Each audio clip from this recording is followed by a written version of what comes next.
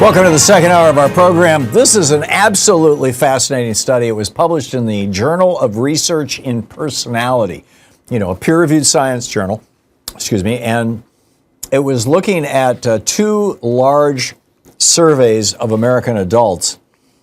One involved 8,047 men and women, and the other was 9,000 people total, two large surveys. And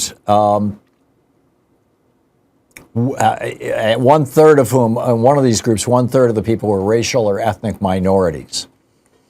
And they gave them tests. First of all, they gathered their information about age, income, education, minority status, all that kind of stuff. And what they found was that, by and large, with the exception of race, and I'll get to that in a moment, these things had very little to do with political views and the relationship between political views and psychology or personality, or personality characteristics, what you might call, kind of baseline personality, that sort of thing. They note these differences were not explained by other factors such as age, education level, income, or minority status. But here's what they found, and just to put it straightforward. People with stronger malevolent traits. Now, malevolent traits, the primary ones are the so-called dark triad traits: manipulativeness, callousness, narcissism, and a lack of empathy.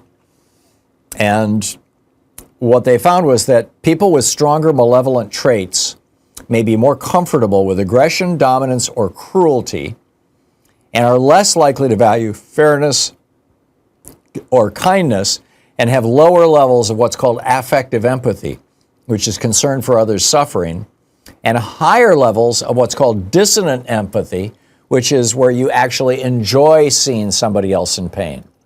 Right? So they identified this subgroup of people in these two studies who actually enjoy people being in pain and don't feel, they don't wince when other people are in pain, but they derive enjoyment from it.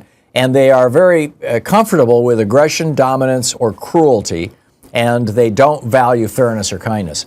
And what they found was that those people are Trump voters.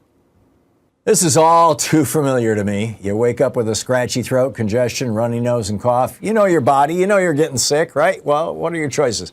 Tough it out, get sick, and take time off work? Hope the doctor can see you this month? Wait 2 hours at urgent care and have people cough all over you? Or open your medical emergency kit like mine. I just match my symptoms to the doctor-recommended prescription, start at the right meds, and nip this thing in the bud right now.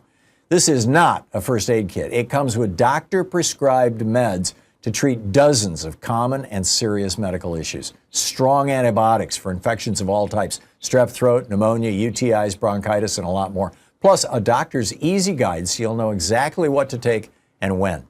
No waiting to see the doctor, no waiting at the pharmacy. My meds are in my kit. Every home should have at least one medical emergency kit. You can get $35 off at urgentcarekit.com/Tom, Tom, when you check out.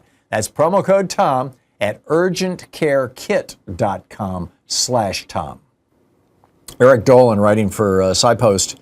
A new psychological study has found that people who report favorable views of Donald Trump also tend to score higher on measures of callousness, manipulation, and this constellation of malevolent traits, and lower on empathy and compassion. It's just, I suppose it's predictable, right? We should have been able to say, yeah, of course. And what I'm wondering is, to what extent is this a self-selection process with regard to things like Fox so-called news? I mean, we have a bunch of media outlets, right? 1,500 right-wing radio stations, thousands of right-wing websites, hundreds of, well, dozens actually, of very successful right-wing blogs, podcasts, and of course, 3 right-wing television networks, apparently with more to come, CBS. But the question in my mind is, do people, when they watch, let's just pick on Fox, as the example, just to make it simple. Jen Senko wrote this book and made this movie called The Brainwashing of My Dad. And it was about her father was a World War II veteran. He was a nice guy. He had a nice blue-collar job his whole life. He was just a wonderful man. He was compassionate. He was friendly. He started watching Fox News after he retired. And after about a year of watching Fox News, or maybe a little more or less, I'm not sure. I'd have to go back to one of my conversations with Jen. She's been on this program many times about this over the years. I mean, this came out maybe 5 years ago, 6 years ago. And what happened was her father turned into this angry, sour, bitter, racist man. He became a different person. His family didn't recognize him from watching Fox News. And so then they figured out that if they could, as I recall, if they could set the child thing on the TV, you can lock out channels with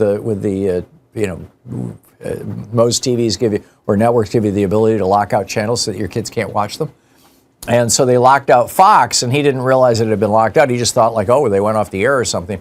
And within 6 months, or a very short period of time, I don't recall the exact amount, he suddenly became himself again. So to what extent is temperament, well, first of all, is this temperament, which we, by and large, I mean, most researchers in the field of psychology will argue that temperament is genetic, that you are born with temperament. I know that, the way that I interact with people in general is very similar to the way that my father interacted with people. My father, was a kind man. He was a generous man. He was a thoughtful man. He loved to debate politics. He very rarely got angry. I remember twice when I was a kid when Dad and I got into big fights over politics. But it took a lot to push him over the top. And I like to think that I'm sort of like that. So did I inherit that from Dad? Genetically? I mean, my mother's kind of that way too. Or did I just learn it growing up in their family? And if I just learned it, could I unlearn it if I watched enough Fox News? And I don't know the answer to these questions, but I think it would be fascinating to research it. Because generally speaking, in the field of psychology, the dark triad, the Machiavellianness, the callousness, the narcissism, that show up as lack of empathy, and love for things like authoritarianism, and you've got that book that John Dean wrote, Conservatives Without a Conscience, based on the research work about authoritarianism. That when you look at that stuff, it's all basically filled with these assumptions that people are basically born this way. And I'm not certain that that's true. I think I think that, to a large extent, some of this may be genetic. Because, anybody who's raised kids or pets knows that, we've got two cats that are just completely different, and they're essentially the same breed. And one is kind of a scaredy cat who always gets angry and hisses and growls and stuff because he's scared, and behaves aggressively because he's scared. And the other's just totally laid back, and but just purr, and rub me, and were they born that way? It seems to be. And I know, the personality characteristics of my children, all three of my children, when they, the first year of their lives. The shy one was shy. The hyperactive one was hyperactive. I don't want to go through my kids' personality characteristics, but you get it, right? So to what extent is this just being brought out by media, versus to what extent has it always been there? And in that regard, is this multi-billion-dollar, very, very profitable business model that Rupert Murdoch pioneered and Rush Limbaugh pioneered in the United States back in the 80s and 90s. Limbaugh went on the air in, I believe, 87, and I think Fox News debuted in 95 or 96. Did they create this right wing, or did they simply tap into? Did they find an audience, or did they build an audience? In other words, were the psychos already there, and Fox News just started catering to them, and they were like, oh, suddenly, hey, finally, I can listen to Rush Limbaugh, and he validates my worldview, or I can, watch Fox News, and it validates my. Is it that, or is it that average people started listening to them and adopting their worldview and becoming callous and with lack of empathy and things like that. I mean, I remember the early days listening to Limbaugh back in the 80s and from time to time think, oh, that makes sense. And, you know, and looking back on it, I'm like, you know, wow, could I really have thought that way? So anyhow, I just find it fascinating. And but the startling thing is that these dark triad personalities, these people who are basically Machiavellian and lack empathy, are enthusiastic Trump voters. And that should concern us all. We need a national mental health program for these people.